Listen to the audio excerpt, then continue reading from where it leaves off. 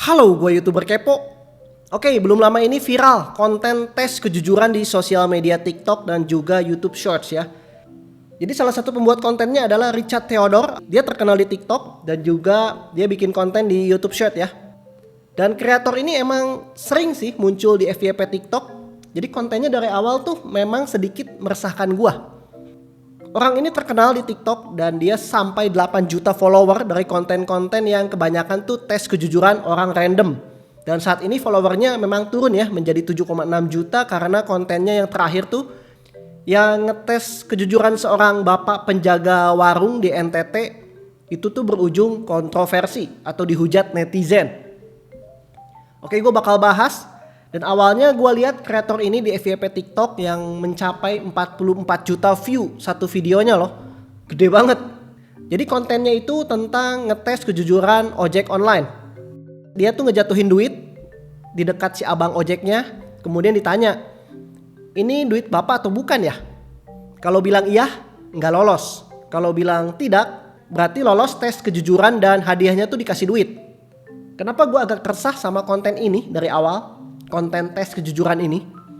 Pertama, muka si abang ojeknya tuh walaupun dilihat dari belakang ya, tapi nggak di blur sama sekali gitu. Jadi dia kelihatan sampingnya, apalagi plat nomornya juga nggak di blur kan. Orang-orang terdekat udah pasti tahu ini siapa. Dan dalam hal ini yang nggak lolos tes kejujuran, gue sih khawatir ya dicap orang yang tidak jujur sama orang-orang yang kenal dia, sama teman-temannya, sama keluarganya, sama istrinya, anaknya, atau teman-teman anaknya juga bisa. Paling jelek nih bisa dikucilkan atau anaknya diledekin teman sekolahnya karena punya bapak viral akibat nggak jujur. Jadi negatif efeknya. Padahal belum tentu juga kan si abangnya ini yang nggak lolos tes kejujuran itu emang beneran nggak jujur. Bisa aja emang dia nggak sadar atau menyangka itu tuh emang duitnya ya, karena dijatuhin di dekat si abangnya kan. Gue aja kalau ditanya sama temen gue nih, misal ada duit di bawah kaki gue, itu duit lu atau bukan? Gue juga bakal bingung jawabnya. Ini duit gue bukan ya? Harus gue periksa dulu atau emang beneran duit gue ya? Jadi tes kejujuran ini tuh sangat bias bisa dibilang. Belum tentu orang itu gak jujur, bisa aja cuma bingung, gak sadar.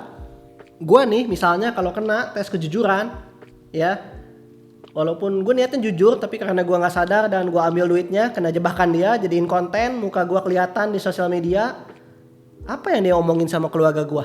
Apa yang dia omongin sama teman-teman gue? Gue pasti malu coy. Waduh, gue mikirnya kesana sih. Kalau gue di posisi yang menjadi korban dari konten tes kejujuran dia gitu, pasti gak enak banget. Apalagi ditonton sama puluhan juta orang. Itu kena mental coy. Walaupun dari sisi lain ya konten seperti ini ada positifnya juga gitu. Kalau orang yang nonton maka bakal tergerak ya untuk berbuat jujur kan bisa dibilang. Karena konten ini memberikan hadiah kepada orang yang jujur. Positifnya juga ada sih sebenarnya. Dan di konten-konten lain juga kelihatan sih ada memang beberapa orang yang memang betulan gak jujur ya kelihatan di sini. Atau enggak orang yang jujur kemudian dapat reward lah bisa dibilang. Tapi emang ada beberapa video yang jadi bias gitu tes kejujurannya. Konten creator tes kejujuran sih dapat enak gitu kan, dapat follower, dapat terkenal, dapat duit, dapat AdSense, dapat sponsor karena view-nya tembus puluhan juta. Lah yang jadi korban tes kejujuran gimana? Cuma dapat stigma jelek gitu di masyarakat, apalagi kondisinya kan nggak di blur ya. Mukanya nggak di blur, plat nomornya nggak di blur dan ya kalian bisa lihat konten dia yang lain juga. Bahkan jelas banget muka si abangnya nih yang pedagang. Dikasih lihat kalau dia tuh nggak jujur gitu. Jadi saat kejujuran orang yang masih sebenarnya tuh masih bias ya, atau disebutnya area abu-abu lah. Dan dijadiin konten kemudian ditonton puluhan juta view penonton, netizen. Dan kemudian ya seperti biasa netizen juga ikutan berkomentar bilang kalau itu nggak jujur. Menurut gue ada yang salah di sini. Apalagi kalau gue lihat sih sebelumnya netizen tuh pada ngedukung sama konten dia. Ya makanya dia bisa mencapai 8 juta follower karena banyak pendukungnya kan. Dan saat itu gue udah ngerasa gak srek sama konten ini. Setelahnya kan dia terus bikin konten tuh yang tes kejujuran. Mulai dari PNS, pemulung, pedagang sapu, pedagang bakso, penjual pisang, semua dites kejujurannya sama dia. Banyak banget yang gak lolos. Dan mukanya tuh jelas banget ya gak di blur. Gue juga gak yakin apakah yang gak lolos tes kejujuran ini udah dimintain izin gitu buat dibikin videonya kemudian diupload di TikTok? Gua rasa sih enggak minta izin. Siapa yang mau gitu ketidakjujurannya dijadiin konten dan ditonton puluhan juta netizen tanpa diblur mukanya? Tapi menurut gua konten ini tuh berbahaya ya, soalnya bisa berpotensi gitu kalau tes dia tuh nggak valid. Ya seperti gue bilang tadi, bisa aja orangnya nggak sadar kan, bukan berarti nggak jujur gitu. Memang ada beberapa konten yang kelihatan ketidakjujurannya, tapi ada juga konten yang namanya manusia kadang bisa nggak sadar ya kalau duit jatuh gitu. Ya bener aja, ternyata beberapa bulan setelah konten itu dia kena kasus. Menurut gue ini karena dia keseringan ya bikin konten tes kejujuran, jadi standar dia menganggap orang jujur itu tinggi banget. Kalau jujur tuh harus begini, harus begitu. Itu adalah standar dan asumsi dia kan. Dan ini kejadiannya di NTT yang terakhir. Jadi si Richard Theodore ini ketinggalan HP di warung, bilangnya sih nggak sengaja. Kemudian dia kepikiran untuk bikin konten tes kejujuran lagi. Yang ngeselin adalah waktu dia bilang kalau nggak jujur kita gebukin. Hah? Siapa lu mauin gebukin orang aja gitu kan? Pas didatengin ternyata penjaga warungnya itu bapak-bapak tua, HP-nya juga masih ada di tempat yang sama. Dan kemudian si Richard ini langsung ambil HP-nya kayak takut dicolong gitu sama bapaknya, terus ngomong, kenapa bapak nggak panggil kami? Bapaknya bilang, itu saya kemas dan susah, katanya udah jauh harus pakai motor. Nah si Richard ini marah ya, langsung pergi tanpa mengucapkan terima kasih. Kemudian temannya si Richard yang kameramen itu ngasih duit ke bapaknya, katanya karena bapak udah jujur nih, tapi bapaknya menolak. Nah kemudian si Richard ditanya kan sama temannya, menurut abang itu si bapak jujur atau enggak? Dan Richard Theodore ini bilang asumsinya bapak itu tidak lolos tes kejujuran. Karena kalau misalnya tulus, jujur, maka seharusnya dipanggil atau mengejar, bukannya diam aja katanya. Bapaknya katanya bakalan jual HP itu kalau dia udah nyebrang pulau. Jadi intinya si Richard ini negative thinking. Seperti biasa mukanya si bapak juga terlihat jelas ya, nggak di blur apalagi dari dekat gitu. Jadi ketahuan ini bapak siapa. Si bapaknya ini dianggap bersalah seperti kriminal yang nyolong HP gitu. Padahal HP-nya kan masih ada, udah kembali dalam keadaan utuh. Tapi masih dianggap nggak jujur. Lagi-lagi ini adalah asumsi yang bias, gue udah bilang. Pertama HP-nya masih ada di tempat yang sama, nggak disembunyiin. Malah si bapaknya disimpankan gitu sama si bapaknya. Siapa tahu orangnya bakal balik lagi ambil HP. Buktinya HP-nya masih ada kan, kembali tanpa kekurangan suatu apapun. Kedua, bapaknya mungkin nggak sadar ada HP yang ketinggalan di warung atau nggak tahu itu HP punya siapa. Karena bisa aja kan ada beberapa orang yang datang ke warung dan si bapaknya nggak ingat itu tuh punya siapa HP-nya. Jadi lebih baik menunggu pemiliknya datang ambil HP itu. Ketiga, orangnya kan udah jauh ya. Bapaknya itu dalam posisi nggak bisa ninggalin warung. Bisa aja kan kalau ditinggalin itu warung bisa ada maling gitu.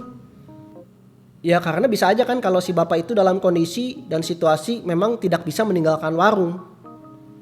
Intinya banyak lah sikon yang memang membuat si bapak itu tidak bisa menyusul atau mengembalikan HP. Nah, gara-gara konten ini, netizen menghujat Richard Theodore. Menurut netizen, si Richard ini tidak tahu adab. Lebih gawatnya lagi, karena bawa-bawa kejujuran orang NTT ya di videonya, Richard ini bikin emosi orang NTT dan katanya dicari-cari sih sama orang NTT. Mereka menganggap si Richard ini menarasikan orang NTT tidak jujur. Kemudian ada artis-artisnya mulai dari Ari Kriting dan Marion Jola juga menganggap konten si Richard Theodore ini meresahkan buat orang NTT. Richard juga diduga melanggar UU ITE menurut tokoh-tokoh di NTT.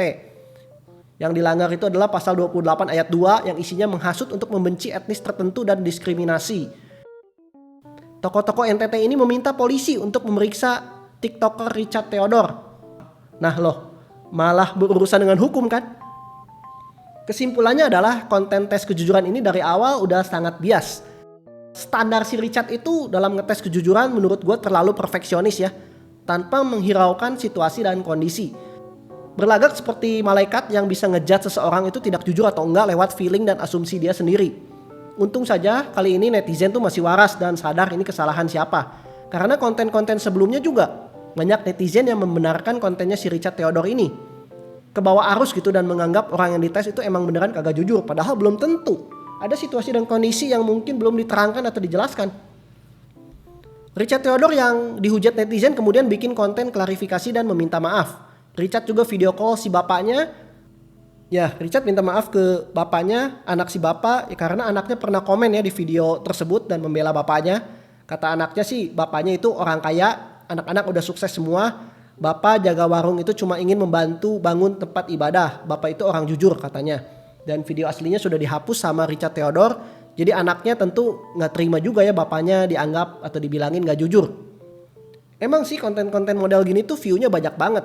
Gue sendiri lebih suka konten-konten prank yang bikin ketawa daripada konten yang ngetes-ngetes kejujuran kayak gini. Atau konten yang menjual kesedihan gitu. Gue gak terlalu suka konten kayak gitu sih. Walaupun sudah meminta maaf dan upload video fullnya ke YouTube dia, tapi netizen terutama orang NTT masih belum bisa memaafkannya. Terbukti komen-komennya tuh masih pedas ya.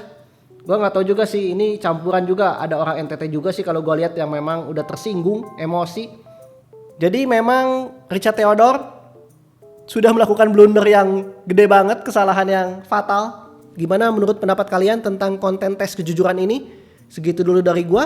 Komen, like, share, dan subscribe channel gue YouTuber Kepo. Always positive thinking. Ciao.